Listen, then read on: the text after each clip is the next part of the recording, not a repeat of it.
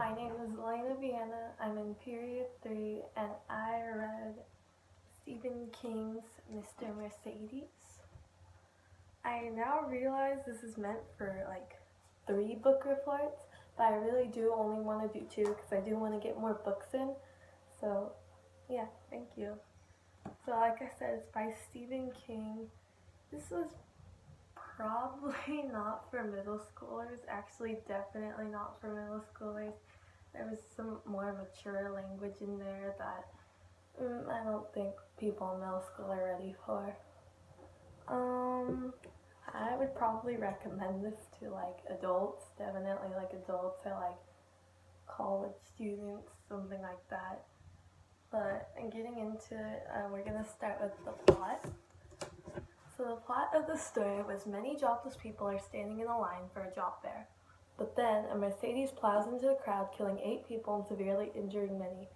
And this is also big because they killed a baby, and the mother. He killed a baby and the mother. Bill Hodges, a recently retired detective from the local police department living the life of a retiree, receives a letter from an individual claiming to be the person responsible for the job fair incident. And after the job fair incident, I think it was like a few years, but they were still trying to figure out who it was. Referring to himself as Mr. Mercedes, hence the name when he has the Mercedes, Hodges is divorced, lonely, and fed up with his life, occasionally considering suicide. The incident has taken place at the end of Hodges' career and was still unresolved when he retired. Mr. Mercedes knows details of the murder and also mentions Olivia Trelawney, from whom he had stolen the Mercedes.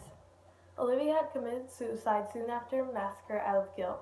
Hodges is intrigued and starts to investigate the case instead of turning the letter over to his former police colleague, Pete Huntley. Brady Hartsfield, who is revealed to be Mr. Mercedes, is an emotionally disturbed man in his late 20s who lost his father at the age of 8. When he was a young boy, he killed his mentally handicapped brother at his mother's prompting.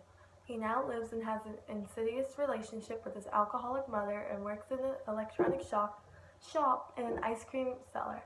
Riding in a van, this second job enables him to observe Hodges and Hodges' neighbors, among them 17-year-old Jerome Robinson, who does little chores for Hodges.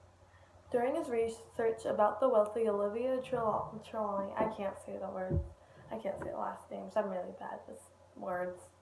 Hodges meets his sister Janie, who hires him to investigate Olivia's suicide and the stealing of the Mercedes. Shortly after, Bill begins to work for Janie. The two begin dating. Hodges finds out, with the help of a bright computer-savvy Jerome, how Mr. Mercedes stole the car and then drove Olivia, whom he made contact with through his job at the electronics shop, to suicide by leaving eerie sound files on her computer that were set off to go on unpredictable intervals, which worked on her feelings of guilt. Olivia, when hearing the sounds, believed them to be the ghosts of the victims of the Mercedes massacre. I find it funny because she was an older woman and like, oh, the ghosts, but they're really coming for like electronic at the computer. I feel like that's like a normal thing now. Like, oh, no, what's that? You can't zoom in, everything.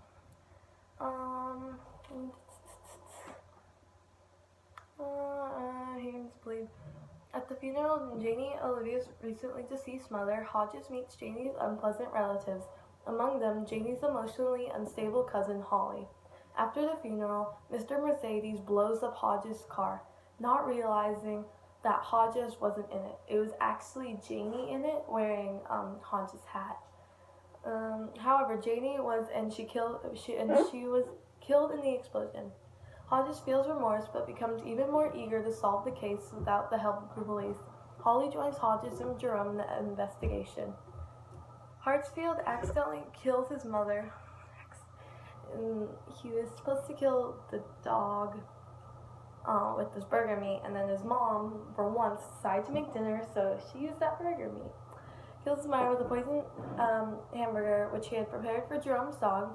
With her rotting body in their house, he plans to kill himself by blowing himself up at a giant concert for young girls by finding the need for a wheelchair and utilizing explosives hidden inside the wheelchair. Jerome, Bill, and Holly manage to uncover Brady's real identity and search his computer hard drives. They eventually deduce the Hartsfield target at the concert, and the trio rush to the concert venue to stop him. Hodges begins to suffer from a heart attack and is unable to venture into the concert with Holly and Jerome, but urges them to press on. Holly locates Brady and delivers several harsh blows to his head using Bill's happy slapper, a song filled with ball bearings. Brady is left bleeding and unconscious on the concert floor. Bill, who has been saved by the concert staff, Holly and Jerome have a picnic to discuss the recently transpired events. Bill has learned that he will not be criminally charged for his actions regarding to the Hartsfield investigation. They have received a medal from the city congratulating them on their work. Brady takes up the hospital asking for his mother. So when he wakes up, he's asking for his mom, which is kind of ironic.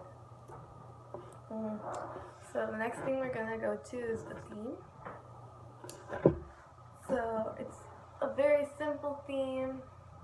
Just it's loading. It's just like that you're never too old to really get out there and do everything, and your life is worth it. Like how Hodges, he was planning on committing suicide, and then he got back out there and was able to go and find out. So I wrote this down. It was just loading. An appropriate theme for this story is you're never too old to do great things. Detective Hodges is an aging man who saves thousands of lives. He does this by using his experience and know-how gained from years of working to catch the elusive murderer. So I really liked this book, even though it was that adult level. This is something I really enjoyed because I like realistic fiction and like the mystery sides. So thank you for watching, and I'm sorry this is very long again. I just have so much to tell about books. Yeah.